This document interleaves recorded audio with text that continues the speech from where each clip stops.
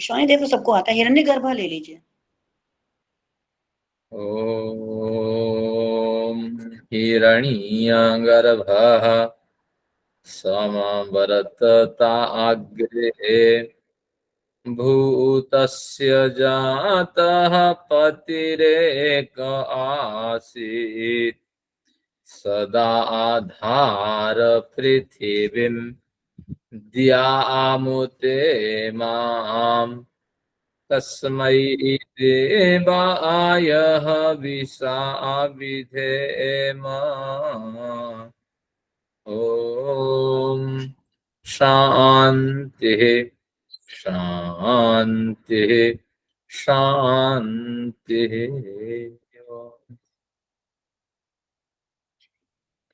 अखिल विश्व के अधिपति उस परम पिता के लिए नमन है। आप सभी लोगों को मेरा अभिवादन है। स्वस्ति वाचन का पाठ आज तैयार नहीं है, लेकिन हिरण्यगर्भ मंत्र पे विचार रखते हैं। अभी आपने मंगलाचरण के रूप में सुना। हिरण्यगर्भः समवर्तताग्रे। हिरण्यगर्भ शब्द को खोलते हैं। हिरण्य है गर्भ में जिसका। हिरण्य विजिबल एनर्जी, प्रकाश का स्रोत। तो प्रकाश का स्रोत है गर्भ में जिसका। जितने प्रकाशीय पिंड है, उन्हीं प्रकाशीय पिंडों की जो मौजूदगी है जिस ईश्वर में है, तो उस ईश्वर का नाम हिरण्यगर्भ है। तो प्रकाश है तो अंधकार अवश्य होगा, प्रकाश के परले पार अंधकार है। तो यहाँ विजिबल एनर्जी और इनविजिबल एनर्जी दोनों का ही कथन कर दिया उपलक्षण से हिरण्यगर्भ कह करके। इनविजिबल एनर्जी का भी अपना बड़ा महत्व होता है, और विजिबल एनर्जी तो जानते ही है। तो इसलिए हिरण्यगर्भ कह करके उन्होंने उपलक्षण से दोनों ऊर्जाओं को कह दिया। इन्हीं दोनों ऊर्जाओं से संसार बंटी हुई है, बंटा हुआ है। तो इसलिए हिरण्यगर्भ चमचमाने वाली ऊर्जाओं के स्रोत, ऊर्जाओं के पिंड जिसके गर्भ में है। सम अवर्तत अग्रे। अग्रे आदि सृष्टि में सम अवर्तत, वो पैदा नहीं हुआ, ईश्वर पैदा नहीं होते हैं। सम अवर्तत यानी भली भांति वर्तमान मौजूद था। शब्दावली बता देता है कि ईश्वर पैदा नहीं होता। तो सृष्टि के आदि काल में हिरण्यगर्भ चमचमाने वाले ऊर्जाओं के स्रोत को गर्भ में धारण कर वह ईश्वर वर्तमान था, विद्यमान था। भूतस्य जातः पतिरेक आसीत्। फिर उससे जब संसार सृष्टि हुआ तो जातस्य भूतस्य स पुनः पति आसीत्। फिर जब संसार उससे फिर बना, यथा समय उपस्थित होता है, प्रलय होता है, और यथा समय के उपस्थित होने पर फिर सृष्टि बनती है। तो जातस्य भूतस्य, उत्पन्न हुए भूतों के फिर वो स्वामी कहलाया। जिसमें हिरण्यगर्भ विद्यमान था, उससे सृष्टि बनी, उस समय भी वो स्वामी था और बाद में भी वो स्वामी कहलाया। क्या बढ़िया मंत्र है। फिर सदाधार पृथ्वीम दियाम उतेमाम। सह, वह ईश्वर जो आज तक हमारी पहुंच से परे है, तो वह ईश्वर पृथ्वीम इमाम दियाम दाधार, इस पृथ्वी को और पृथ्वी से संबंधित द्युलोक को वही धारण कर रहा है। हर पृथ्वी किसी ना किसी गैलेक्सी का हिस्सा है, वो गैलेक्सी भी किसी पिंड का, सूर्य का हिस्सा है। तो इस तरह वही ईश्वर इस पृथ्वी को और पृथ्वी से संबंधित द्यू को धारण कर रहा है। हजार द्यू से संबंधित, हजार द्यू अगर पृथ्वी बनेगी तो ये द्यूलोक भी किसी स्रोत से जुड़े हुए होते हैं। तो उस स्रोत रूपी द्यू को जो धारण कर रहा है, यानी पृथ्वी और द्यूलोक का जो धारक है, तो निश्चित रूप से वो सुख देने के अभिप्राय से ये सब कार्य करता है। तो इसलिए कस्मै देवाय हविषा विधेम, क यानी सुख, सुख देने वाले उस परम पिता के लिए हम बार बार नमस्कार करते हैं। हविषा विधेम, हवि से हम उनका विधान करते हैं। इस कथन का केवल इतना अभिप्राय है, हम उनके लिए नमन निवेदित करते हैं। कई बार शब्द कुछ प्रयोग होता है, हम कुछ प्रयोग और कर जाते हैं, वास्तविक अभिप्राय नहीं समझते हैं। जैसे हिंदी में हम प्रयोग करते हैं, मैंने शिक्षक से कहा। अब शिक्षक से कहा ये हिंदी भाषी प्रयोग है, भाषाई प्रयोग है, लेकिन संस्कृत में ये नहीं चलेगा। संस्कृत में क्या चलेगा? मैंने शिक्षक के लिए कहा, शिक्षक को कहा। इस अभिप्राय से शब्द का प्रयोग हुआ है। चतुर्थी अर्थ में तृतीया या द्वितीय विभक्ति के अर्थ में तृतीया विभक्ति हुई है। तो उसी तरह यहाँ हवि के द्वारा हम उस ईश्वर का विधान कर रहे हैं। ये जो कथन है भाषाई प्रयोग है, वास्तविक इसका अभिप्राय है सुख देने वाले उस ईश्वर के लिए हमारा कोटि कोटि प्रणाम है, बार बार नमन है। फिर एक बार मंत्र के अर्थ देखिए। हिरण्य यानी चमचमाने वाली समस्त ऊर्जा शक्तियों को गर्भ में धारण करके वह ईश्वर सृष्टि के आदि काल में वर्तमान था। उसी ईश्वर ने जब अपनी सृष्टि बनाई तो बनती हुई सृष्टि और बन चुकी सृष्टि के स्वामी के रूप में अपने को सिद्ध किया, और वही ईश्वर अब भी हमारी पृथ्वी और द्यूलोक को धारण कर रहा है। तो ऐसे सुख देने वाले ईश्वर, सुख देने के अभिप्राय से ईश्वर ने इतना बेड़ा उठाया, इतना श्रम किया, तो ऐसे सुख देने वाले ईश्वर के लिए हम बार बार नमन निवेदित करते हैं। अगर ईश्वर हमारी वाणी को सुन रहे हैं तो निश्चित रूप से श्रद्धा के साथ इसे ग्रहण करें, नमन को ग्रहण करें। तो इस तरह आज का मंगलाचरण बहुत बढ़िया रहा। अनुराधा जी ने प्रस्ताव रखा, धन्यवाद उनका। आगे देखते हैं। इसका मैं अर्थ जानना चाहती थी थोड़ा, एक दो शब्दों का ज्यादा। बहुत अच्छा आपने खोला इसको मंत्र को, और अब जब बोलेंगे तो फिर अर्थ याद आएगा इसका। बहुत अच्छा, थैंक यू। अब देखते हैं न्याय दर्शन का क्या प्रकरण है, और न्याय दर्शन के सुंदर जो विश्लेषण हुआ है अनुराधा जी की काव्य श्रृंखला में, तो उसके लिए उनका बहुत बहुत धन्यवाद। तो उन्होंने बड़े श्रम करके ये कार्य हमारे लिए किया है।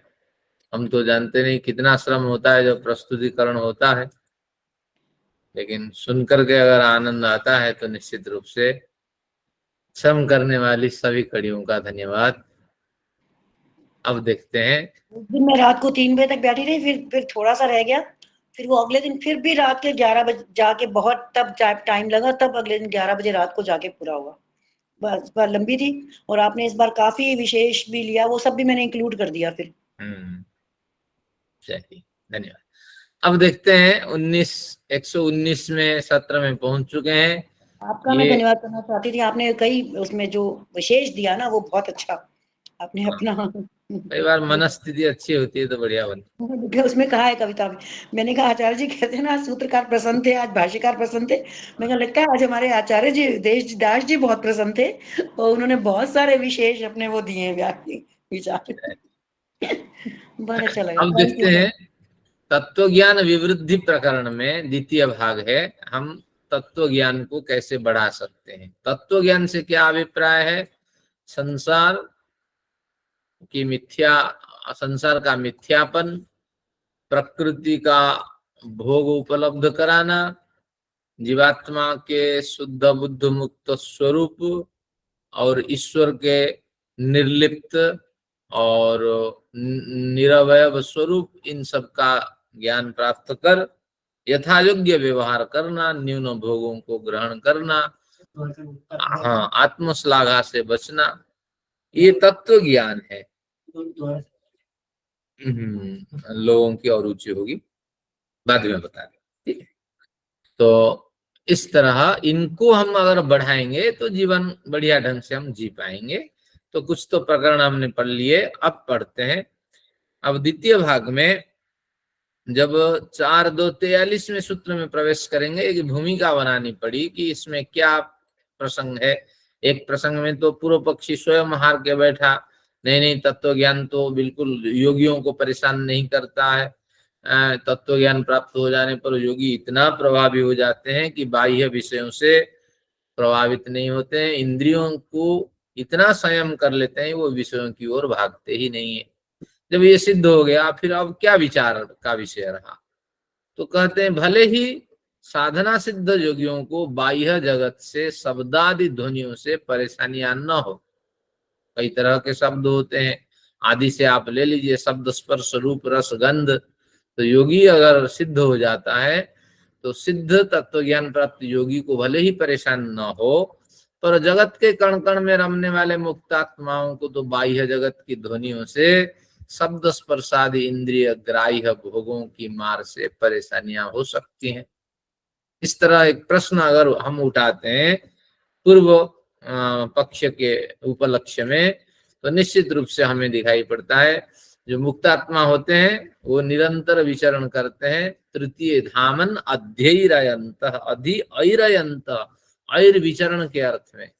तृतीय धाम ईश्वर जिस तीसरे स्तर में उपलब्ध होते हैं तो उस स्तर में अमृत का आनंद लेकर के वो विचरण करते हैं। विचरण करते हैं तो शब्द स्पर्श रूप रस आदि गंधों से निश्चित रूप से गंधों की मार से पीड़ित होते होंगे, या कण कण में रमने वाले होने के कारण जिधर जाएंगे उधर शब्द होगी, ध्वनि होगी, आवाज होगी। ग्रह भी घूमते हैं, पिंड बड़े बड़े महाकाशीय पिंड भी घूमते हैं, आवाज तो होगी। सूर्य से बड़ी आवाज आती है, बजा साहब कहते हैं, आती है ना। हाँ, तो अब इस तरह एक विचार उनके मन में उठा, तो उस अभिप्राय से उन्होंने फिर सूत्र लिखा। सूत्रकार ने 4-2-43 नंबर सूत्र है और पृष्ठ संख्या है 586। 43 अपवर्गे प्येवं प्रसंग, अपवर्गे प्येवं प्रसंग, इसको तोड़िए, अपवर्गे अपि एवं प्रसंग। अपवर्ग में भी ये समस्याएं हो सकती है। अपवर्ग जिस समय आपका वर्ग भेद नहीं रहता, जिस समय आप पुरुष है या स्त्री है ये वर्ग नहीं रहता, लिंग ज्ञान नहीं रहता, आपका नाम क्या है ये नहीं रहता, नाम लिंग और गोत्र। हाँ, गोत्र से अभिप्राय आप किस प्रोफेशन के व्यक्ति हैं, यह जब आपका परिचय क्षेत्र समाप्त हो जाता, नाम खत्म हो जाता, आपका परिचय क्षेत्र खत्म हो जाता, आपकी लिंग की स्थिति खत्म हो जाती, तो निश्चित रूप से उस समय आप समाकार हो जाते। सभी आत्माएं समान है, मेरी आत्मा को कुत्ते में डाल दें तो बस मैं कुत्ता कहलाऊंगा, और वहां से इधर आ जाए तो कुत्ता भी आदमी कहलाएगा। तो ऐसी स्थितियां जब समस्थितियां होती है, आत्मा में कोई लिंग नहीं होती है। जैसे आप पढ़ेंगे श्वेताश्वतर उपनिषद अथर्ववेद में एक मंत्र आता है, न स्त्रीत्वम न पुमानोसी न कुमार उत वा कुमारी, कि आत्मा जो है न स्त्री है न पुरुष है न कुमार है न कुमारी है। तो इस तरह मंत्र मिलते हैं, सूत्र मिलते हैं। तो इससे आप अनुमान लगाएं कि निश्चित रूप से लोक में 5 क्या चर्चा चल रही थी, हाँ, जो मुक्तात्माएं हैं, जब अपवर्ग की स्थिति में वो मुक्तात्माएं पहुंचती है, इनके लिंग गोत्र और नाम भेद मिट जाते हैं। तस्मादेते नाम रूपम अन्नम च करवाणी च, कहीं कहीं लिंगम च करवाणी च, तो अन्न लिंग का वाचक है। इस तरह ये आता है इसमें छांदोग्य उपनिषद में, तस्मादिते नाम रूप लिंगम च। रूप से अभिप्राय है ये आपका जो काला नीला रूप नहीं है, आपकी जो जाति है, कोई जाति का भी भेद नहीं रहता, आप सर्प जाति के हैं या आप चिड़िया के जाति के हैं या मनुष्य जाति के हैं, इस तरह। तो उस समय अपवर्ग की स्थिति होती है। तो ऐसी समाकार स्थिति में जब मुक्तात्मा पहुंचती है तो उस समय एवं प्रसंग, इस तरह ये मुक्तात्माएं एक जगह तो नहीं रहती, सब जगह विचरण करती हैं। उनको इस तरह शब्द स्पर्श रूप रस गंध आदि निश्चित रूप से साधना में, उनकी साधना में पीड़ित करते होंगे। लोक में इंद्रियों के 5 विषयों क्या क्या, शब्द स्पर्श रूप रस गंध की मार से प्रबुद्ध साधक भले ही पीड़ित न हो, पर मुक्ति में मुक्तात्मा लोग तो पीड़ित हो सकते हैं। यह सर्वजन सिद्धांत है कि विषयों की मार से साधना कहीं नहीं हो पाती है। पिछली बार हमने पढ़ा था ना कितनी व्यापक स्थिति हमारे साथ साधना के लिए। एक तो आध्यात्मिक दुख है, अपनी गलतियां हैं, हमें तनाव में ला देती है, कैसे साधना करें। दूसरी हाँ भौतिक। आचार्य जी, मुक्त आत्माओं को क्यों साधना करनी है? अब ये प्रसंग उठा रहे हैं, फिर आगे क्लियर करेंगे अभी से। तो ये पूर्व पक्षी का सूत्र है या सिद्धांत? दोनों ही है इसमें, पूर्व पक्षी ये का प्रश्न भी है हाँ, और पूर्व सिद्धांत का पक्षी, जवाब भी है, दोनों है इसमें। पूर्व पक्षी का है अभी सूत्र, इसी को आधार बना के सिद्धांति अब करते जाएंगे। इसी इसी सूत्र में ही है जवाब हाँ, भी। केवल ही जो एक सूत्र पूर्व पक्षी का उठाने के बाद अब सिद्धांति फिर अपने। सर जी, मुक्त आत्मा जैसे होती है, अगर वो वापस आती है, क्या वो चिड़िया फिर मिल जाएगी, या चिड़िया के कर्म किए होंगे या डॉगी के कर्म किए होंगे तो वो वहां जाना पड़ेगा, या मनुष्य बनेगी? अब एक तो मुक्तात्मा आती नहीं है, क्योंकि उनका अच्छा उनका स्तर अलग होता है, और वो जी। हमारे स्तर में विचरण करने पर भी उनका इतना मतलब विकास हो चुका होता है, तो अभौतिक होने से हम जैसे भौतिक प्राणियों के बंधन में राग द्वेष से बंधती नहीं है। और जब मुक्तात्माएं वापस लौटती हैं, वेद का मंत्र है सोर्यंतो नापेक्षन्ते सोहयंत, सोह यानी आनंद, प्रसन्नता, तो उसकी ओर चलती हुई आत्माएं ना अपेक्षन्ते, मुड़ करके भी आगे पीछे नहीं दिखती हैं, वो उसमें इतनी मस्त रहती हैं। तो बेटा छूट गया, बेटी छूट गई, या पत्नी छूट गई या पति छूट गए, तो इस तरह मुड़ के वो नहीं देखते। तो फिर उसके बाद दोबारा भी उन्हें हाँ। मुक्त आत्मा में चले जा सकते हैं? अब जब हमारा भोग खत्म हो जाता है, वहां से आनंद प्राप्ति जब खत्म हो जाता है, तो जी। खत्म होने से पहले वह लोग भी हमें नीरस ना लगे, क्योंकि हमारी भी एक स्थिति होती है, हलवा खाएं तो कितने दिन खाएं, एक दो दिन आनंद से खाएं ना, लेकिन जब तीसरा दिन हो तो दुखी होंगे। तो दुखी होने से पहले ईश्वर वहां से हमें निकाल देता है, फिर हम आ जाते हैं अपने इसी मर्त्य लोक में। और जो पहले हमने कर्म किए हैं, जब तक अध्यात्म ज्ञान नहीं था, उत्तम निष्काम कर्म हमसे नहीं हुए थे, तब तक तो हमारे बड़े सारे संस्कार थे। वो सारे संस्कार पोटली बांध करके ईश्वर ने अपनी स्मृति में रखा, तो वो सारी पोटली खोल करके ईश्वर फिर उसी की ओर हमें भेज देता है। तो उस संस्कार के आधार पे फिर हमें किसी भी योनि में जाना होता है, जैसा हमारा संस्कार रहा होगा, तो इस हिसाब से हमारी यात्रा होती है। और ईश्वर मुक्ति की तरफ यात्रा करते हुए जब प्रभु जो है वो अपने कर्मों का फल दे रहे होते हैं आपको, तो उसमें जो नीच कर्म होते हैं थोड़े से, उनको वो रोक देते हैं। फिर आपका इतना उत्थान हो गया है कि आपको फिर अच्छे कर्म के ऊपर होता है। तो जब अगली बार आएंगे तो मुक्ति के बाद वो नीच वाले कर्म ही बचे हुए होंगे, तो फिर आत्मा का जो अगला जन्म होगा मोक्ष के बाद, वो तो थोड़ा नीचे ही जाएगा। अवश्य यही है, क्योंकि निश्चित रूप से हमने नीचा कर्म को छोड़ के ही ऊंचे कर्म की ओर बढ़े, तो बड़े तो निकृष्ट इसको स्तर में हमारा जन्म होता है।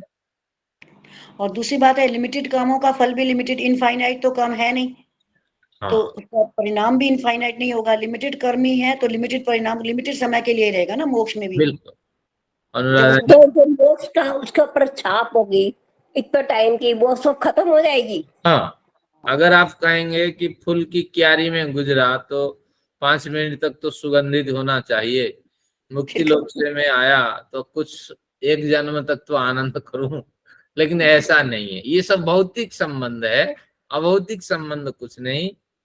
तो आपका 99 समथिंग पे पहुंच गया तो ईश्वर वहां से ढकेलना शुरू करेगा, फिर जो निकृष्ट कर्म आपके पड़े हैं तो आप ठीक ठीक से रहो, बस मोक्ष की जरूरत नहीं है।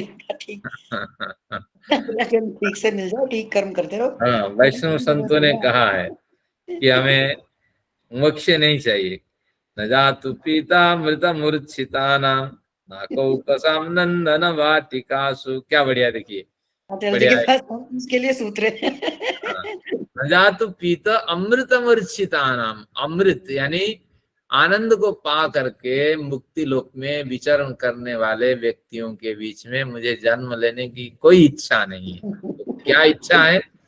रंगेश्वर तदपुरमाश्रितानाम रथ्या सुनामन्यतमो भवेयम, मुझे एक गली का कुत्ता बना दे जो है ईश्वर, आपकी उपासना करने वाले साधु संत जिधर जाते हों, बस उन्हीं के साथ मैं भी आनंद लूं, मैं भी उनके साथ जाऊं, उनकी सुरक्षा करूं और उनके साधन में सहायता दिलाऊं। तो इस तरह एक वैष्णव संत ने लिखा है। क्या बढ़िया है। चलिए आगे देखते हैं। आप बढ़िया कह रहे हैं जी। सत्यार्थ प्रकाश में महर्षि स्वामी दयानंद जी ने लिखा है कि मुक्ति से लौटने के बाद पहला जन्म जो है वो मनुष्य का होता है। उसके बाद जो भी कर्म बचते हैं, अगर वो उस मनुष्य जन्म में बहुत ही अच्छे कर्म कर लेता है तो मनुष्य जन्म कुछ टाइम रहता है, और जब वो बैलेंस 50-50 से नीचे हो जाता है तब वो फिर मनुष्य से नीचे वाली योनि में आता है। ऐसा जो है वो लिखा हुआ है। धन्यवाद। ये तो तार्किक अर्थ आपको दिख रहा है, क्योंकि जहां से यात्रा हुई है, मनुष्य जन्म से ही हमारी यात्रा हुई ना। यात्रा में विकास कहाँ से आया? मनुष्य जन्म से ही आया। तो इसलिए सामान्य मनुष्य का स्तर हमने छोड़ के यहाँ यात्रा की है, तो ये तर्क से सिद्ध हो जाता है। तो इस तरह अगर मैंने सत्यार्थ प्रकाश का स्मरण नहीं कर पा रहा हूं, अगर कहीं स्थल मिले तो ये तार्किक सिद्ध है, कोई हानि नहीं है। बहुत बढ़िया, आपने इसमें और अधिक पुष्टि प्रदान करवा दी। चलिए अब देखते हैं। तो 4.2.43 में क्या कहते हैं कि अपवर्गे पेवम प्रसंग, अपवर्ग में भी ये समस्या बनी रहेगी कि मुक्तात्माओं को भी ये विषय, इंद्रियों के विषय पीड़ित करेंगे। क्योंकि मुक्तात्मा अगर सुख भोग करती हैं तो निश्चित रूप से इनके पास इंद्रियां होगी, इंद्रियां होगी तो निश्चित रूप से विषय की मार भी रहेगी। तो आप मना कैसे कर सकते हैं? आनंद भोगती हैं तो कैसे भोगती हैं? तो निश्चित रूप से कोई ना कोई इंद्रिय है, कोई शरीर है। तो इस तरह बढ़िया प्रश्न हमारे मन में उठा और सूत्रकार उनका समाधान करते। तो क्या कहते हैं? न 44 नंबर में, न निष्पन्न अवश्यम भावित्वात्, न, नहीं, आपका कथन ठीक नहीं है, आपका विचार ठीक नहीं है, तर्क भी आपका निरर्थक है। क्यों? निष्पन्न, उदयवीर ने इसी 43 में भी थोड़ा उसका उत्तर दे दिया, लेकिन मुझे लगता है वो फिर अगले में ही आना चाहिए। हाँ, तो ये खाली पूर्व पक्षी का ही रहना चाहिए, पर उन्होंने उसमें उसका उत्तर भी दिया कि नहीं, जब तक मिथ्या ज्ञान तो वहां पे होता ही नहीं है, तत्व ज्ञान हो जाता है। तो उसका उत्तर उन्होंने उसमें भी लिख दिया है। कोई नहीं, होता है पूर्वाग्रह से कई बार लेखक भ्रांति में। लेकिन ये पूर्व पक्षी का ही माना जाएगा सूत्र ना। हाँ ठीक ठीक है। अब आपका कथन ठीक नहीं है। क्यों? निष्पन्न अवश्यम भावित्वात्, यह निष्पन्न का अर्थ है पूर्व कर्मानुसार निष्पन्न भौतिक शरीर। निष्पन्न का इतना है, निष्पन्न यानी प्राप्त।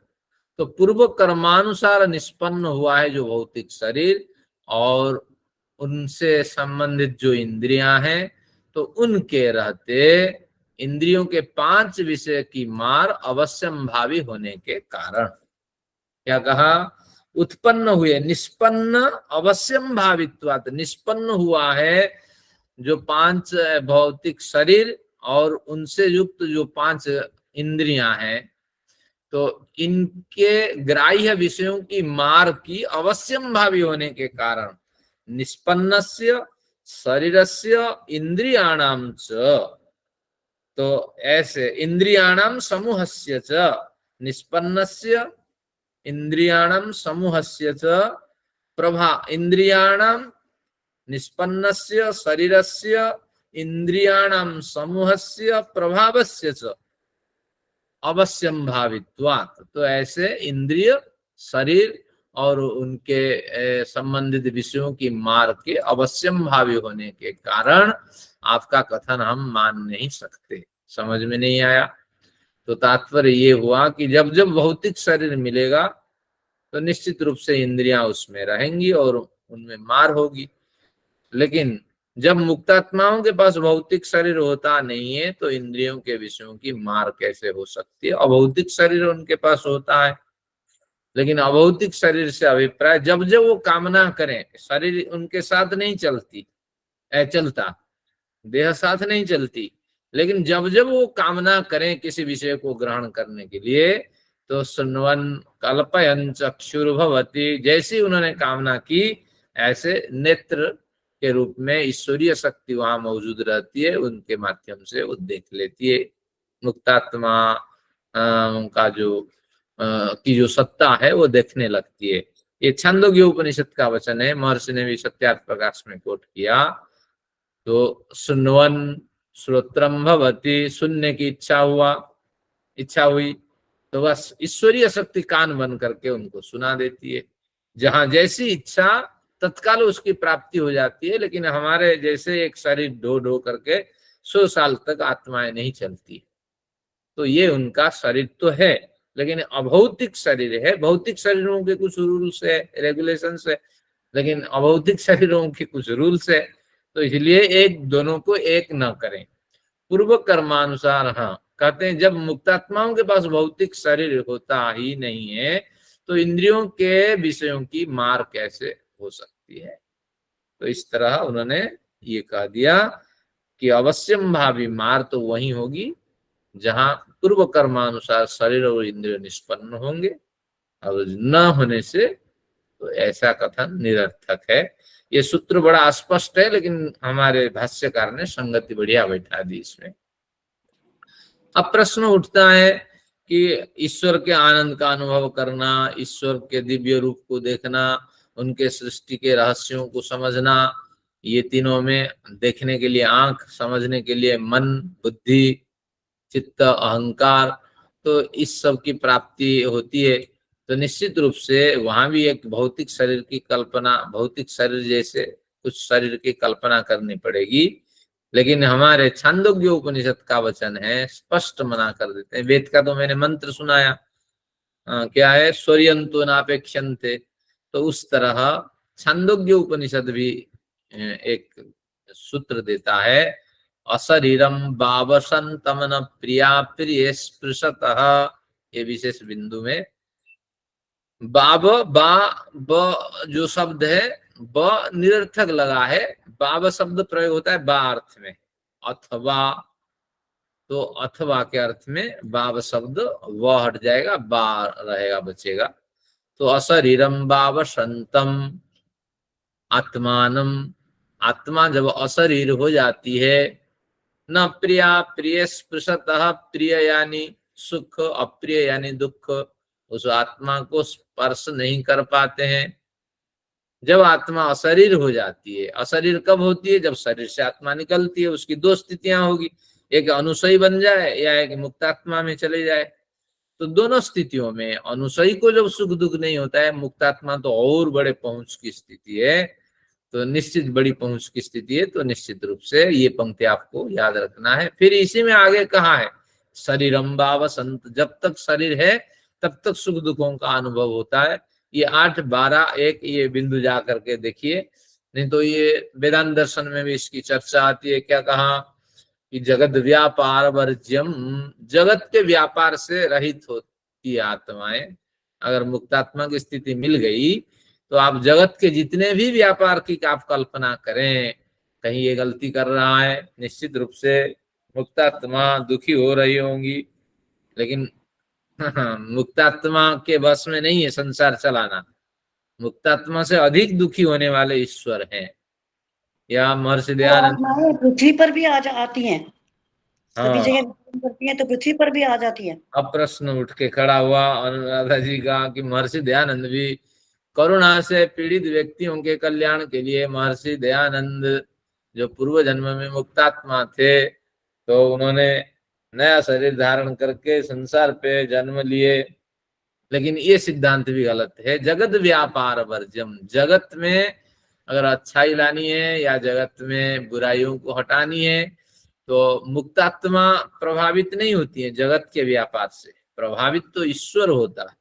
अगर भले ही आप मान लें मुक्तात्मा दुखी होती हैं, लेकिन मुक्तात्मा से अधिक दुखी या सुखी ईश्वर होता है। तो जगत के व्यापार के लिए बड़े बड़े सूत्र बना करके व्यास जी ने स्पष्ट क्लियर किया कि मुक्तात्मा से अधिक दुखी ईश्वर होने के कारण ईश्वर ही इस बारे में सोचता है, इस बारे में व्यवस्था करता है लेकिन जो मुक्तात्मा वहां पहुंच चुकी हैं, अब वो तो बस हॉलीडेज है, वहां से आना नहीं है, बस आनंद ही आनंद लेना है। तो ऐसी स्थिति शास्त्रों ने तो वो बताई सारे है। में घूमती रहती हैं, तो फिर पृथ्वी पर भी तो आ जाती होंगी।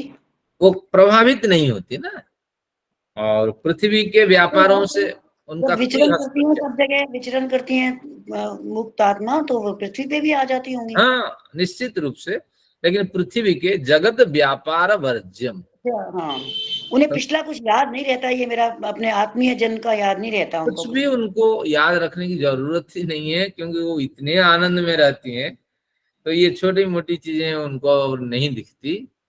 और पीछे एक बड़ा वो चला था यहाँ पे आके कि हम किसी की डेथ हुई है, तो वो चलता था, एक बनाया था ग्रुप ऐसा कि हम आपकी उनको आत्मा को बुला देते हैं। कोई बहुत दुखी थे एक लोग, हाँ, तो उन्हें कहा गया था कि आप बताएं करके हम आपकी आत्मा को उनको बुला देते हैं, उनके हाँ, बेटे ये की सब डेथ हुई। निरर्थक है। तो बल्कि आत्मा नहीं आएगी ना, किसी भी तरह से बुलाने से आत्मा तो नहीं आएगी ना उनसे मिलने, एक माँ से क्रिया मिलने। में मैं ये तो सारे बैठा। चक्कर है गुरुजी, चक्कर में कभी फंसना नहीं।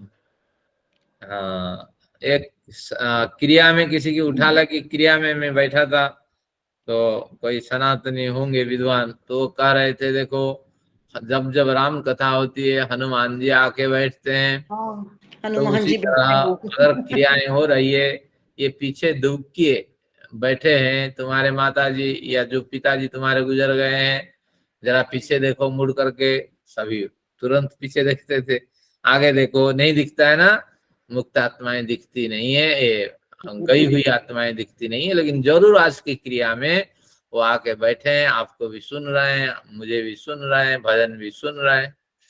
तो बस मैं आनंद ही आनंद लिया, मैं कहा थोड़ा ट्रेंड हो जाता है आदमी और बढ़िया बोलता। तो इसलिए ध्यान रखिए, ये सब निरर्थक बात है। एक बार अशरीर हो जाने के बाद सुख दुख से परे होते हैं, ईश्वरीय व्यवस्था में वो चली जाती है, और उसका कुछ बस ही लोगों को पिछला जन्म याद कैसे रह जाता है, वो पिछला घर भी दिखा लाते हैं, अपने बता देते हैं ये मेरी पिछले जन्म में वाइफ थी मेरी, ये बच्चे हैं मेरे। प्रकृति के साथ कुछ संबंध जुड़ जाता है, कुछ ऐसे डेवलप हो जाता है, नॉलेज या बुद्धि। ऐसा सत्यता तो नहीं है, क्योंकि शास्त्रीय सिद्धांत गलत नहीं हो सकता, लेकिन कुछ संसार में प्रकृति में कुछ विलक्षणता तो भी है, तो जो उसके कारण से। एक्सीडेंटल डेथ होती है, एक्सीडेंटल डेथ वगैरह होती है, उनको ज्यादा उनको याद रह जाता है कुछ भी, और वो पिछले जन्म का बता भी देते हैं, सारा घर बार दिखाया लाते हैं कि ये मेरे लोग थे। ये प्रकृति का कुछ खेल है, लेकिन आत्मा का इसमें कोई संबंध, कुछ प्राकृतिक परिवर्तन हो जाता है। चलिए शास्त्र पढ़ते हैं। हाँ, तो हाँ, इसलिए सर जी मुक्त मेरा आत्माएं मेरा भी जैसे यज्ञ वगैरह होते हैं बड़े बड़े, तो उसमें आ जाते हैं। नहीं, अभी आपने शास्त्रीय विचार देखा ना, एक बार शरीर से निकलने के बाद ईश्वर की व्यवस्था में आत्मा चली जाती है। अगर आती है तो नए किसी शरीर में आएगी, ऐसे कभी नहीं आती है, क्योंकि पैकेट ऑफ एनर्जी बन के अनुसयी या मुक्तात्मा, दो स्थितियां उनकी होती है बस। अगर कहीं इस तरह विलक्षणता दिखती है, जैसे अनुराधा कहती हैं, बड़ी बातें सुनने को मिलती है, पूर्व जन्म में भी कोई बता देता है, फलाना कुछ हो जाता है, ये सब प्रकृति का कुछ खेल है। कुछ कुछ बुद्धियों में विकास हो जाता है, विकसित बुद्धि हो जाती है, और कुछ होती है। आत्मा का इसमें कोई रोल नहीं है। कुछ हमारे सचदेवा साहब कुछ कहना चाहते थे। मैं ये कहना चाहता हूँ कि सबको नवम समोल्लास जो है वो अवश्य पढ़ना चाहिए। हम बहुत सी चीज़ें ऐसी डिस्कस कर रहे हैं जो सिद्धांतों के अनुरूप नहीं है, तो ये मैं कहना चाहता था कि ये ज़रूर पढ़ना चाहिए। अनुराधा जी के बहुत से क्वेश्चन जो हैं वो उसमें क्लियर कर उनके आंसर हैं। ठीक है अनुराधा जी, चलिए आगे बढ़ते हैं। चलिए, ये क्लियर हो गया कि जब मुक्तात्मा के पास कोई भौतिक शरीर होता नहीं, तो भौतिक मार कैसे होगी। अगर कहते अभौतिक शरीर है, अभौतिक सुख दुख की मार है, उस पर विचार किया जा सकता था। जब भौतिक की बात हो गई तो आपका कथन गलत हो गया। तो 4:2:45 पे चलते हैं, क्योंकि आज इस प्रकरण को खत्म करना है। तो 45 में कहा तदभावश्चाप वर्गे, उसी बात को उन्होंने क्लियर कर दिया। तद अभावश्च अपवर्गे, अपवर्ग की स्थिति में तद अभाव, उस भौतिक शरीर भौतिक इंद्रियों का अभाव देखा जाता है, जिसकी हमने ऊपर चर्चा कर ली उदयवीर जी जैसे, तो उसकी यहाँ चर्चा सूत्रकार ने किया। अपवर्ग या मुख्य की स्थिति में देह इंद्रिय आदि का अभाव रहता है, और जब देह और इंद्रियां नहीं तो उनके शब्द स्पर्श आदि विषयों का ज्ञान अशरीर मुक्त आत्माओं को कैसे हो सकता है। तो बस जहां जिसका आनंद है तो वही आनंद है, जहां जिस लेवल पे जो है उसको उस लेवल का आनंद है। तो इस तरह यहाँ कहा गया है। आप वेदांत दर्शन पढ़ेंगे तो उसमें एक चर्चा आती है, मुक्तात्माएं वहां पहुंचने पर भी ज्ञान के आधार पर उनको ईश्वर, जो असीमित ईश्वर है, उसका ज्ञान में फर्क आता है। यानी जो 90% का विद्यार्थी है, मुक्ति में गया है वर्षों से श्रम करता हुआ, तो उसको ईश्वर का अनुभव कुछ अधिक होता है।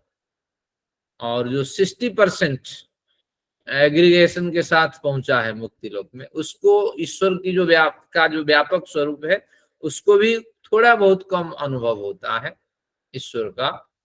तो इस तरह कथन करके मैं समझता हूं ज्ञान की ओर, साधना की ओर, तपस्या की ओर उन्होंने अधिक बल दिया कि आप अधिक श्रम करो और अधिक आनंद, अधिक ज्ञान, अधिक ऐश्वर्य के अधिकारी बनो।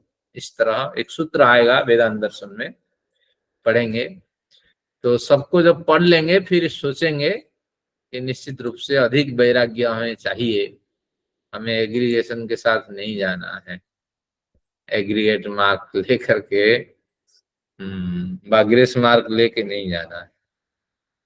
चलिए अब आगे देखते हैं 4.2.45 में तदभावस्याप वर्गे, बस हमने पढ़ लिया जब उनके पास कुछ होता नहीं अपवर्ग में तथा अभाव, उस भौतिक शरीर और उस इंद्रिय समूह का अभाव भी है। आगे देखेंगे हाँ हाँ, अब बजाज साहब कहते तदभाव तो लिखा है लेकिन वो संधि में लिखा जाता है। हाँ, मैं इसको और क्लियर करता हूँ। संस्कृत में एक कहावत है कि किसी तरह हमें संधि करनी है, बिना संधि के शब्द नहीं लिखने। तो तत् जमा अभाव, तो ये दिख रहा है संधि अवश्य होगी, तो त और अ दोनों मिलके द बन गए, तो तदभाव संधि हो गई। अब जब तोड़ेंगे तत् अभाव बन जाएगा। हाँ, तत् अभावस्य अपवर्गे, अपवर्ग की स्थिति में उस शरीर का अभाव रहेगा और उस इंद्रिय समूह का अभाव रहेगा। ये वही हो गया, महाभारत में एक दिखा रहा है गुरु बना हुआ स्टेज से कि इसमें राधा है लिखा हुआ है, तो फिर दूसरे वो थे जो शास्त्री आचार्य थे, उन्होंने बोला ये संधि की है तो उसका र बन गया है, विसर्ग से राधा कहाँ है, ये आधा आधे समथिंग है, और र तो उसका बना हुआ है राधा। वो कह रहा नहीं, जैसा हमारे गुरुजी ने बताया हम तो वही बोलेंगे ना।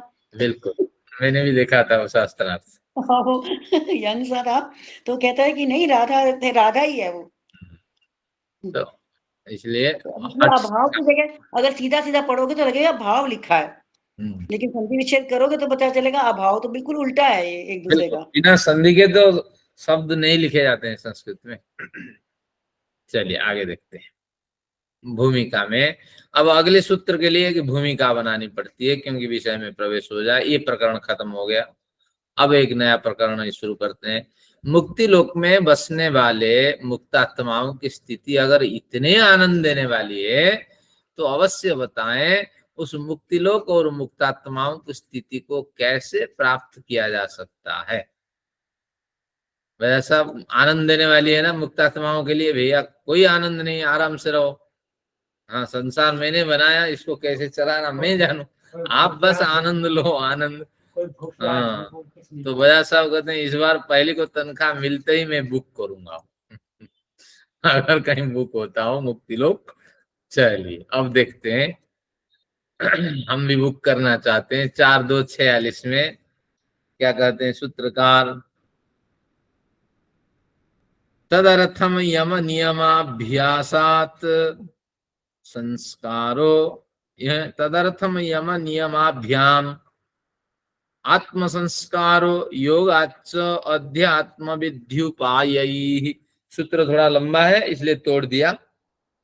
तदर्थम यम नियमाभ्याम आत्म संस्कारो योगाच्च अध्यात्म विधि उपाय तदर्थम, उसके लिए उस मोक्ष रूपी या अपवर्ग रूपी स्थिति को प्राप्त करने के लिए, तदर्थम, उसकी प्राप्ति हो जाए, जहां मुक्तात्मा बड़े आराम से रहते हैं, कोई चिंता नहीं है, बस उसकी प्राप्ति के लिए यम नियम आभ्याम आत्म संस्कार, आत्मा को संस्कारित करना है।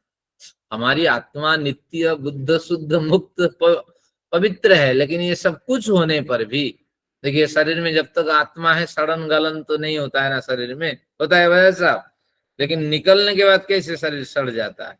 तो स्पष्ट ही संकेत मिलता है आत्मा विशुद्ध स्वरूप वाली है, उसके रहते ही शरीर में जलन सड़न गलन ये संभव ही नहीं है।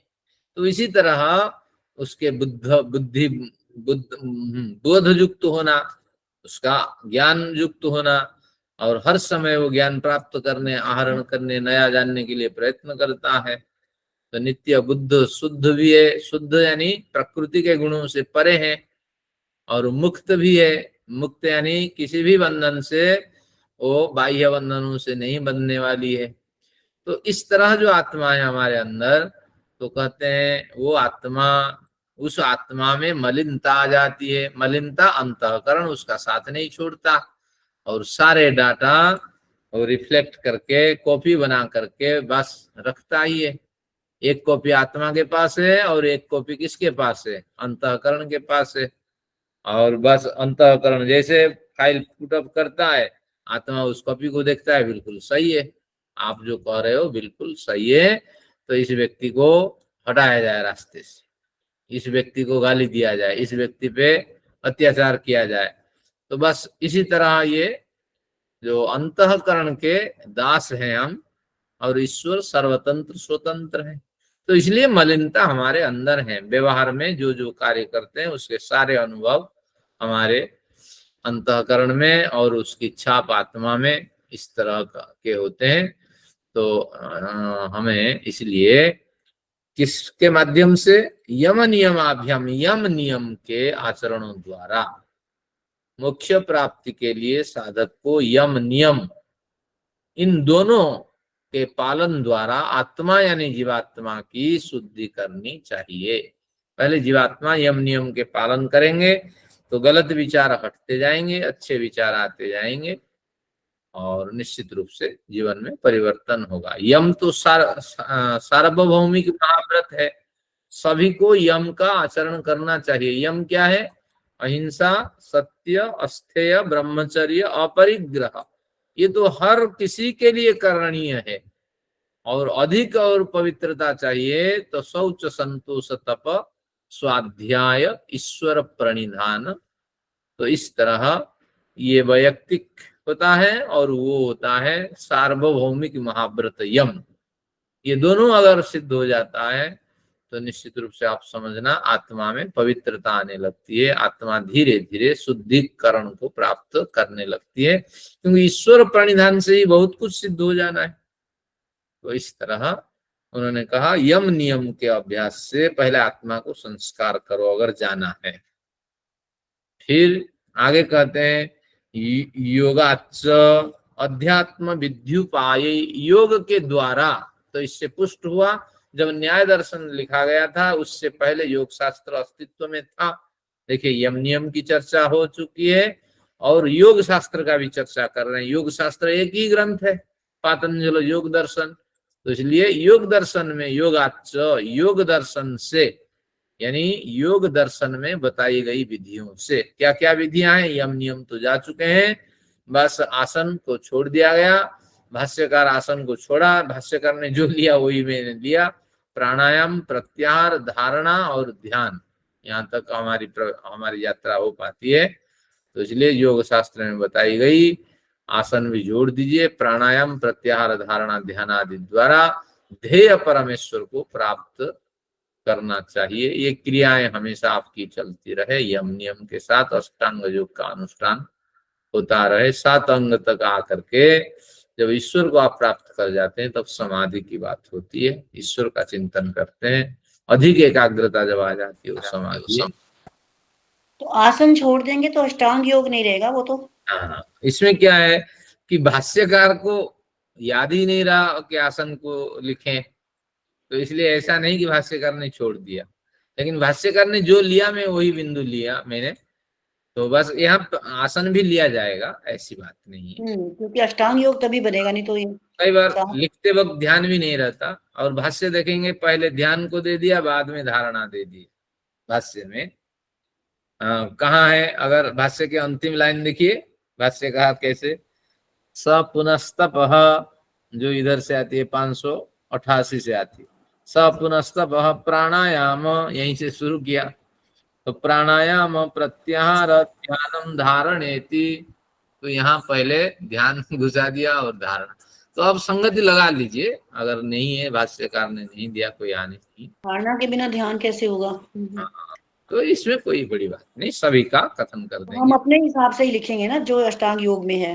हाँ, तो अब इसकी पूर्ति में कर देते ये है ना जी, इसमें देखिए पुनस्तपा, तप जो है वो है आसन। तब तो नियम में आ गया ना, नियम में आ गया वो, तो तब तो नियम का पार्ट हो गया।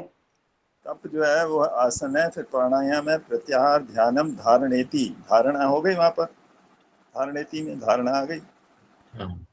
अब मैंने आसन जोड़ दिया, और निश्चित रूप से हमारे योग दर्शन से पूर्ण परिचित थे हमारे भाष्यकार और सूत्रकार, तो निश्चित रूप से इसकी पूर्ति हो गई सीट की। तप अलग अभिप्राय से है कि तप चाहिए, तो तप के अभिप्राय से इस तप क्या है ना, ये सब तप है।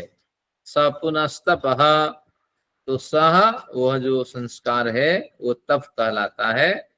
बस वो तप क्या है ना, प्राणायाम आदि है, अष्टांग योग है, तो परमेश्वर को प्राप्त करना चाहिए। ये अभ्यास अगर चलेगा तो निश्चित रूप से लाभ होगा। तो आज से यम नियम आदि अष्टांग योग में जितना संभव है आप करें, और स्वस्थ रहेंगे और प्रसन्न भी रहेंगे। अगला देखते हैं बिंदु 47 में क्या कहा, इसी प्रकरण को आगे कैसे हम अपने में परिवर्तन करें और मुक्ति लोक की ओर बढ़े। तो 4:2:47 में कहा, ज्ञान ग्रहणाभ्यास तद विद्यैश्च सह संवाद।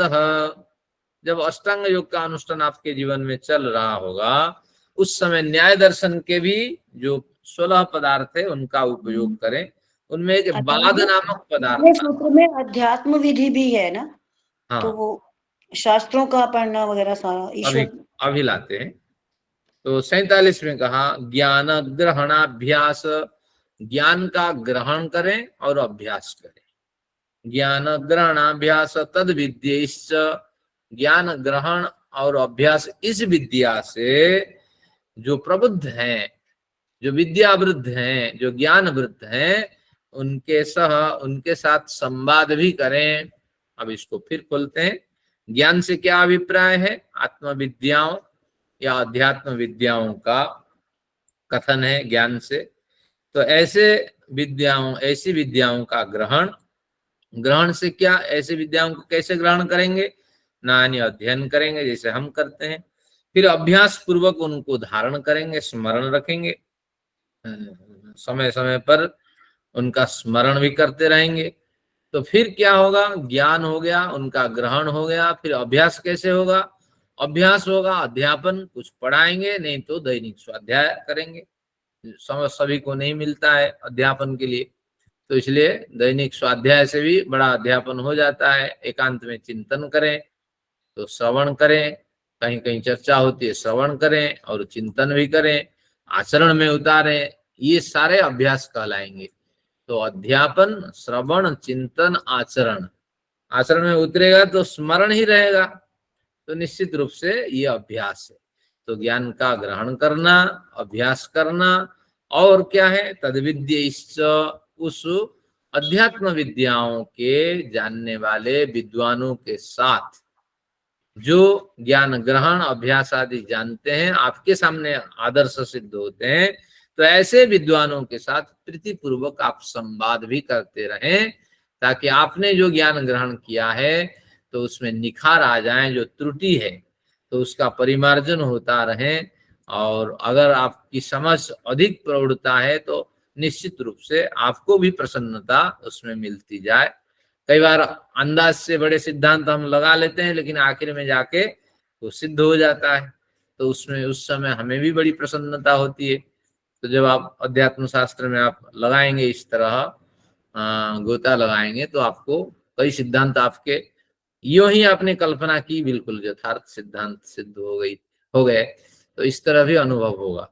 तो कहते हैं कि अगर मुक्ति लोग जाना है तो ज्ञान का ग्रहण करें, आत्मविद्याओं अध्यात्म विद्याओं आर्ष साहित्यों का आप ग्रहण करें, अध्ययन करें और मनन पूर्वक भी अभ्यास करें और फिर उनका अध्यापन करें, श्रवण करें, आचरण में उनको उतारें और उस विद्याओं के जानकार विद्वानों के साथ प्रीति पूर्वक संवाद करें, जिज्ञासा की भाव से संवाद करें। जैसे आप प्रश्न पूछते हैं, जिज्ञासा की भाव से प्रश्न पूछते हैं तो बड़ी खुशी होती है, बड़ी प्रसन्नता होती है। तो बस अगर हठ पूर्वक प्रश्न कोई पूछता है तो बस पता लग जाता है। तो इस तरह प्रीति पूर्वक आप संवाद करें तो आगे यात्रा आपकी बढ़ती जाएगी। लेकिन इतने में हमें प्रसन्नता नहीं हुई, और कोई सिद्धांत है बताइए, फिर कहेंगे देखिए और भी बड़े सिद्धांत है। यात्रा तो सभी को उसी ओर करनी है, कोई 10 की स्पीड में, कोई 40 की स्पीड में। मैं तो स्कूटर चलाता हूँ बस 50 से 40 के बीच में, ज्यादा स्पीड नहीं है मेरी। तो बीच बीच में सोचता हूँ मुक्ति की ओर भी मेरी स्पीड उतनी ही रहेगी। चलिए आगे देखिए क्या होता है। मैं तो कार चलाती थी, मैंने तो फास्ट चलाई हुई है बहुत। मैं तो आगे चलाता ही नहीं हूँ। मैंने तो 80 की स्पीड का मतलब कार 80 पे तो चलाती थी मैं। कई बार 50 हो जाता है तो और पीछे आ जाता। चलिए आगे देखते 4-2-48 पे।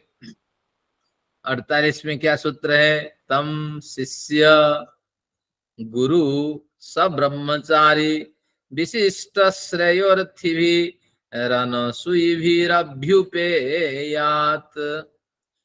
तम शिष्य गुरु स ब्रह्मचारी विशिष्ट श्रेयोर्थी भी रणसुईभिरभ्युपेयात।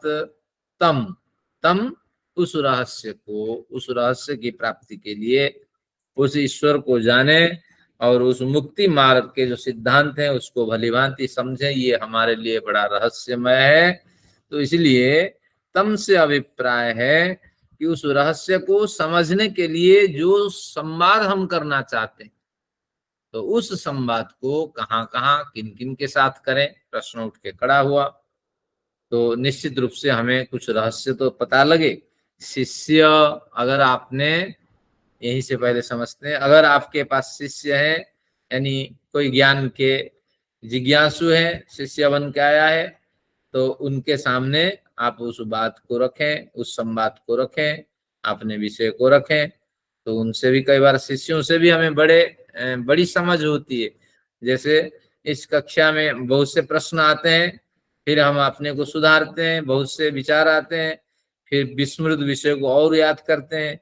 तो इसलिए शिष्यों के बीच रखें, क्योंकि वहां जिज्ञासा की भावना होती है, तो वहां प्रसन्नता आपको मिलेगी। और गुरु के पास रखे, गुरु कल्याण चाहते हैं, तो निश्चित रूप से वो वर्षों से अनुभव वृद्ध होते हैं, तो इसलिए उनसे आप संवाद रखें, जहां जहां त्रुटियां हैं वो उसको सुधारते हैं।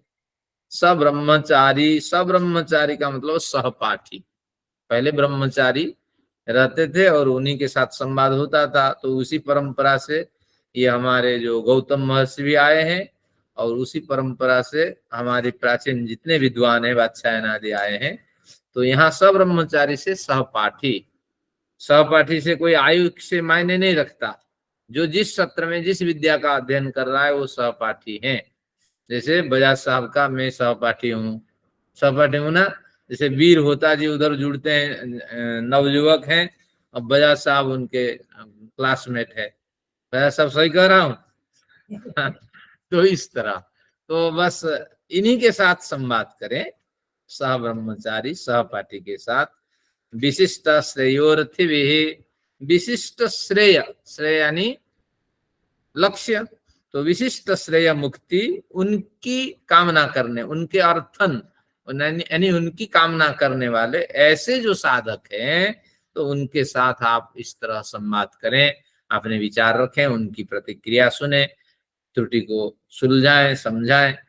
तो इस तरह अगर आप बात रखते हैं तो निश्चित रूप से आपको आपकी मंजिल मिल जाने वाली है, आपको आपके रहस्य मिल जाने वाले हैं। लेकिन एक कंडीशन यहाँ लगा दिया, अनसूई भी।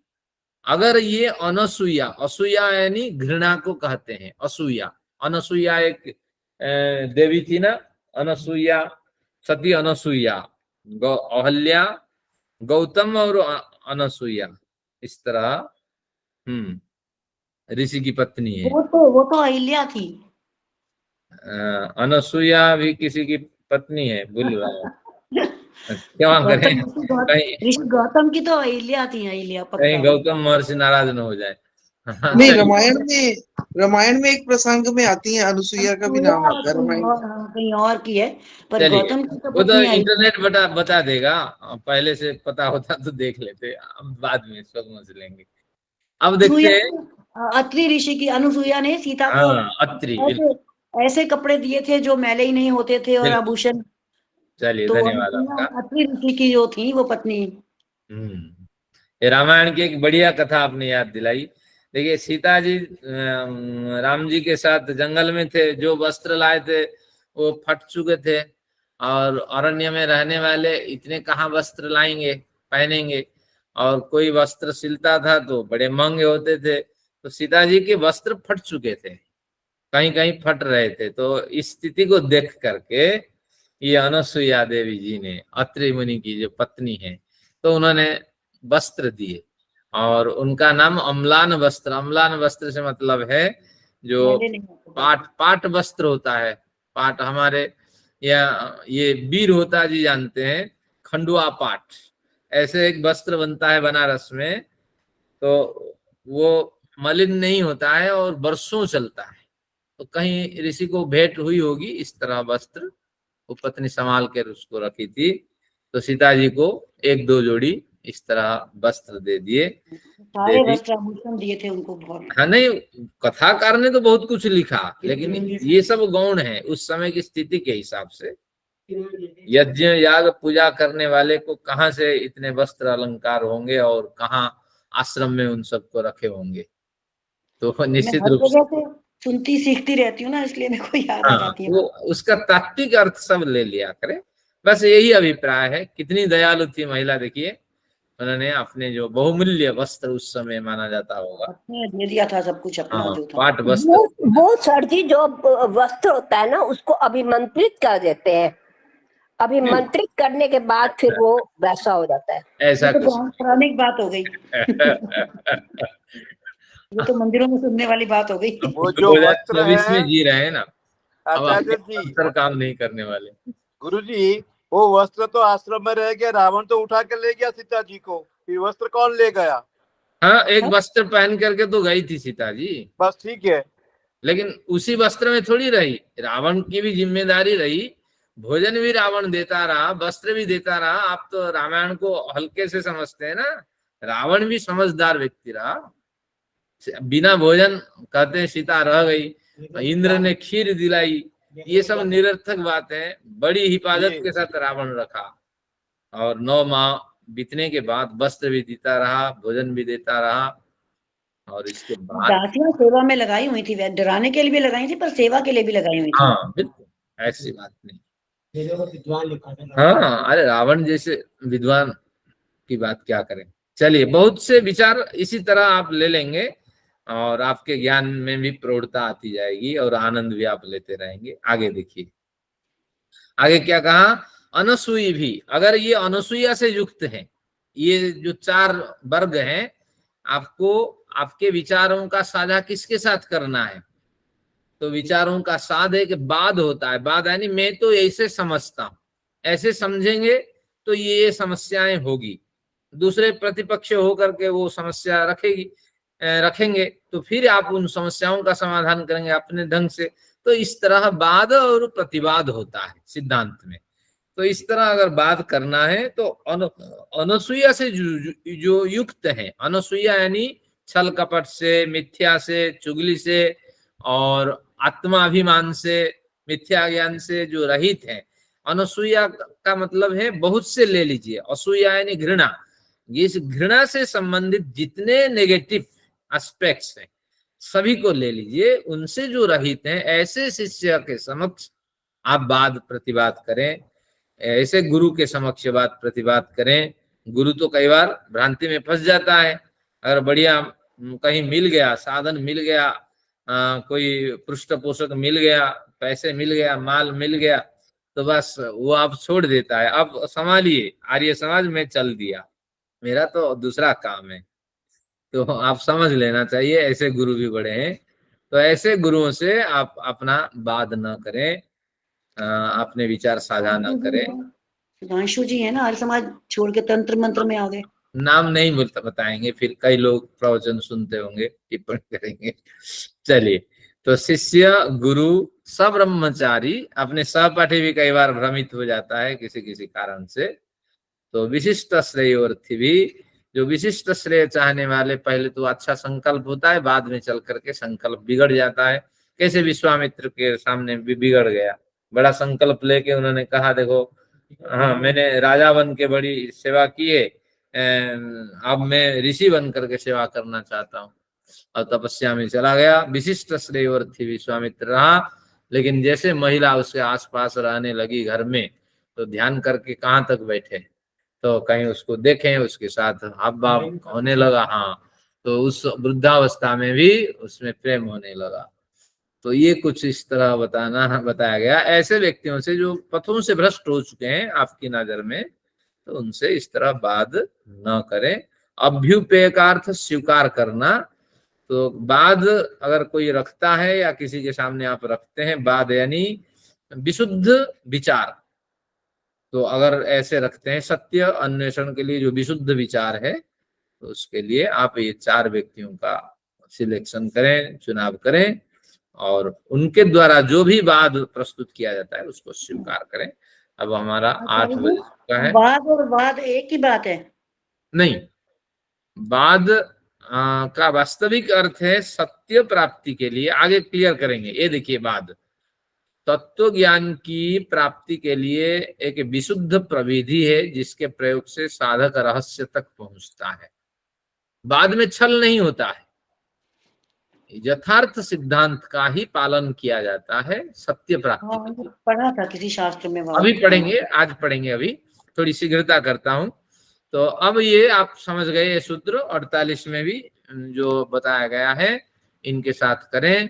अन्यथा वाद को सर्वत्र प्रस्तुत न किया जाए, सब जगह वाद प्रस्तुत न किया जाए, क्योंकि बड़े भ्रांति से पीड़ित लोग हैं, आपको क्या क्या कहेंगे और कहीं आप पे हमला हो सकता है और आपकी जान खतरे में भी आ सकता है। तो इस तरह अब विशेष में कुछ कहा गया कि पूर्व प्रकरण में हमने अध्ययन किया था कि वाद यानी विशुद्ध ज्ञान प्राप्ति की एक विशुद्ध प्रविधि है।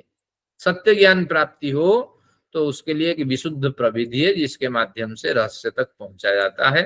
तो कहाँ पढ़ा था? अनुराधा जी कह रही है कि हम पढ़े थे। देखिए, ये कहा, प्रमाण तर्क साधन उपालंभ सिद्धांता विरुद्ध पंचावयवोपपन्न पक्ष प्रतिपक्ष परिग्रहो बाधः।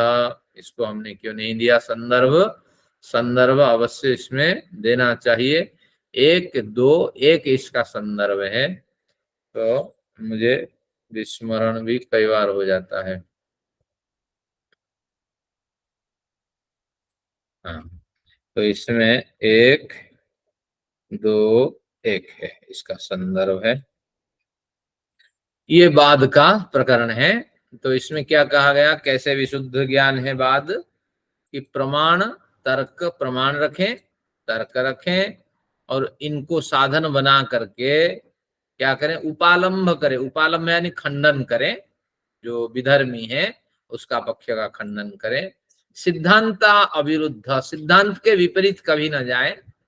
जो सिद्धांत है, कुछ भी परिस्थिति आ जाए सिद्धांत में अड़े रहे, या आप जिस सिद्धांत की प्रतिष्ठा के लिए बोल रहे हैं उसके विपरीत कथन कभी ना करें। अपने पैर में कभी कुल्हाड़ी न मारे।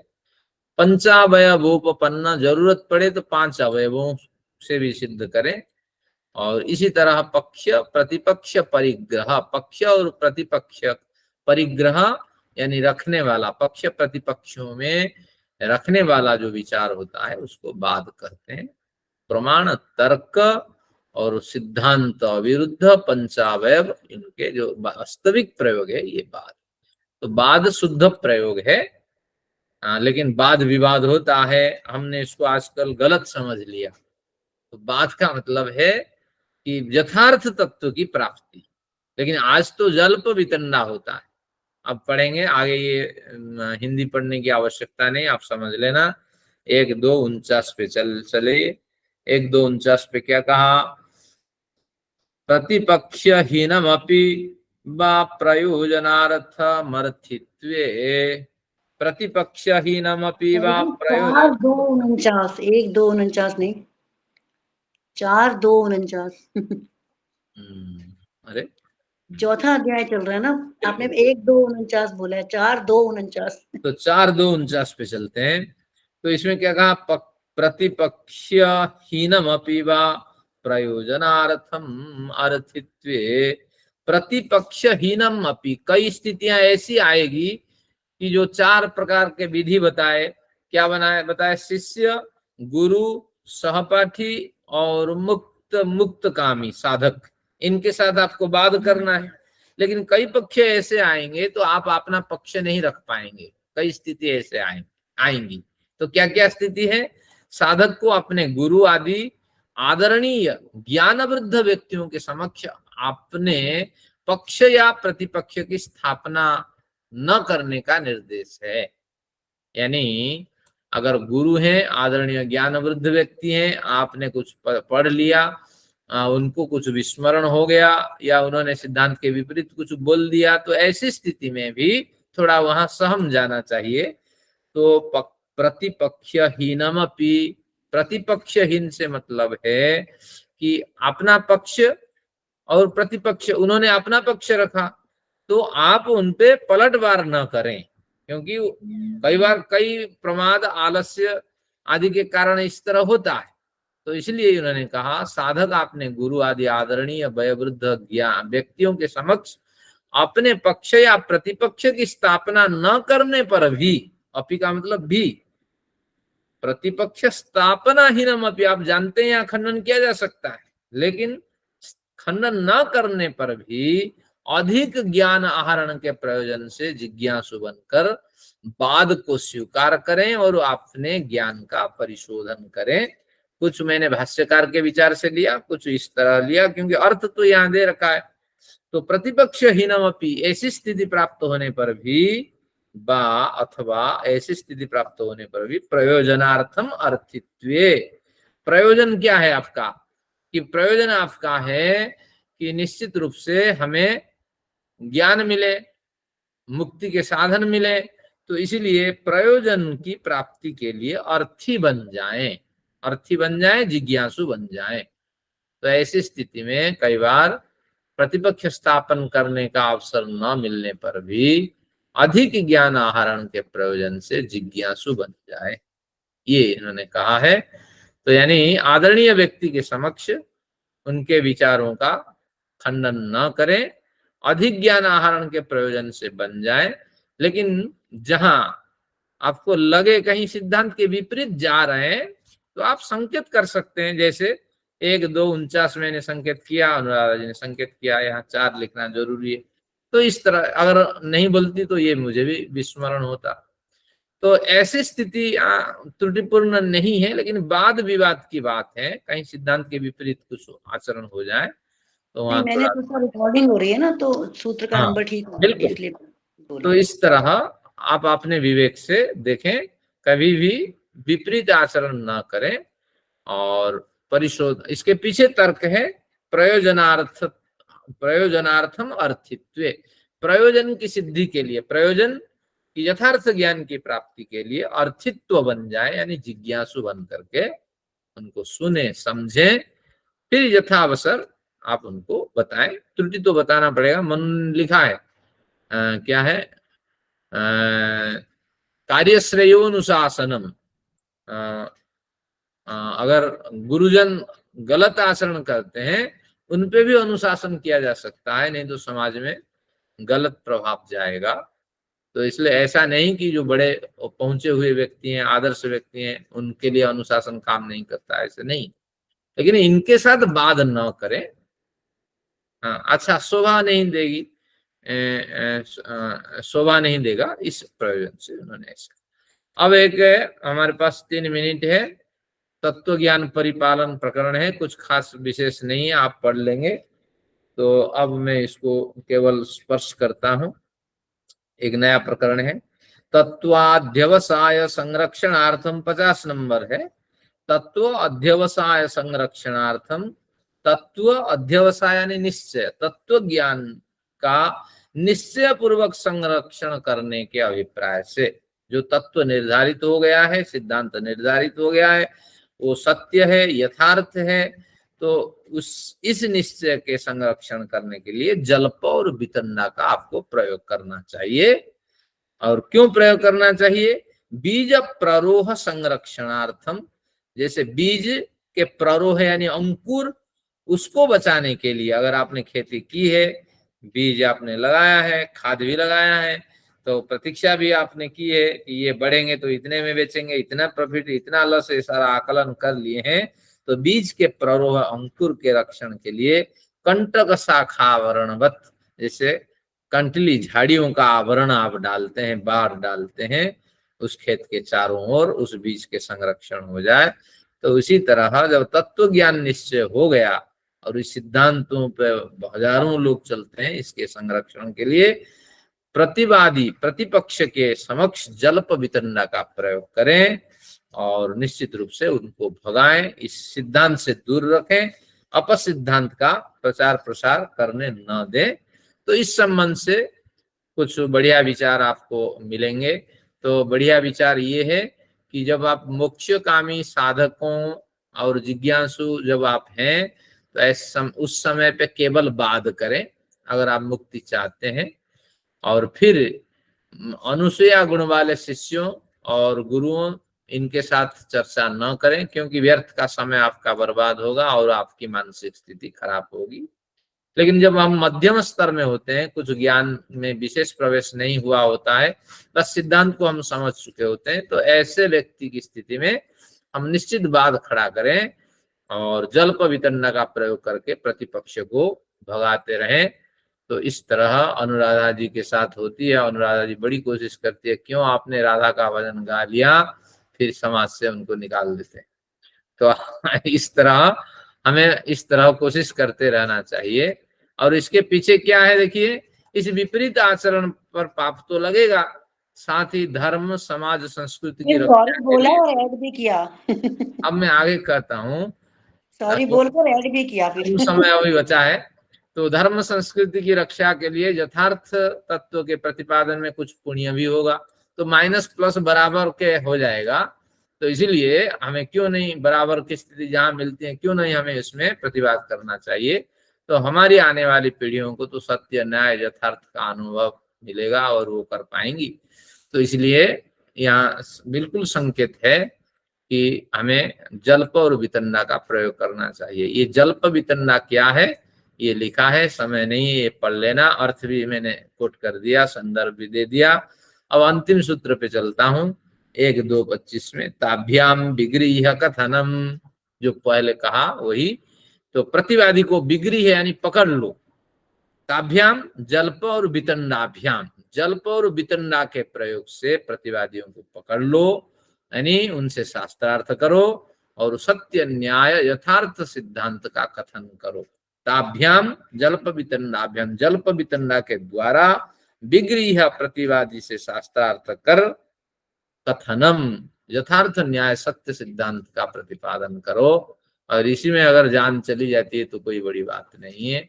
और आपने जितना बड़े प्रतिष्ठित व्यक्ति का अन्याय किया, जो भी पाप हुआ, 12-1-2-51 आया। हाँ, सत्य न्याय सिद्धांत की स्थापना करने में भी उतना ही पुण्य आपको मिलेगा, इसमें कोई हानि नहीं है। लेकिन लाभ इससे ज्यादा होगा, सत्य न्याय यथार्थ सिद्धांत का आचरण हो पाएगा। लेकिन अगर आप पूर्णतः वैरागी हो चुके हैं, अब आपको बस अगली पड़ाव में मुक्ति की ओर चलना है, तो ऐसी स्थिति में आप छोड़ दें, केवल ही जहाँ यथार्थ संभव है बात करें, और जहाँ अनसूया से पीड़ित व्यक्ति, अपीड़ित व्यक्ति मिले, असूया से पीड़ित व्यक्ति मिले, वहां बात न करें। तो इस तरह ये जो हमारा चतुर्थ अध्याय पूरा हुआ, और आप सभी का सहयोग रहा इसमें बड़ा। आइए सत्र को पूरा करते हैं शांति पाठ के साथ, फिर प्रश्न देखते हैं। ओम द्यौः शान्तिरन्तरिक्षं शान्तिः, पृथिवी शान्तिरापः शान्तिरोषधयः।